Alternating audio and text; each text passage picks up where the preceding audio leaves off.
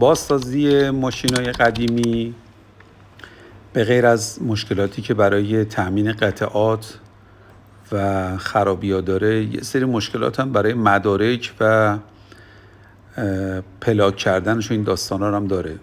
توی زمانی که ما داریم این ماشین رو بازسازی میکنیم، دنبال گرفتن عوارض گمرک، عوارض شهرداری، بیمه، مالیات، 10% گمرکی که خیلی اذیت شدیم برای گرفتن اون، هزینه اسقاط.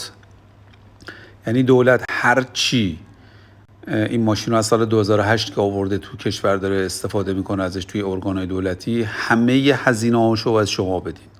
عوارضش از سال 2008 باید شما بدین، عوارض شهرداریشو، مالیاتشو باید بدین، گمرکشو باید بدین. یعنی همه این هزینه ها به عهده کسیه که توی مزایده برنده میشه.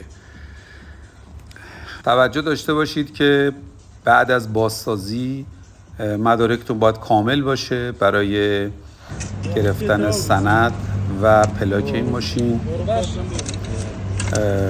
ماشین باید فابریک باشه، تغییراتی ندین، شیشه‌هاشو دودی نکنین. حالا من هر نکته دیگه‌ای که لازم باشه بهتون مرحله به مرحله توضیح میدم. کانال ما رو حتما دنبال کنید.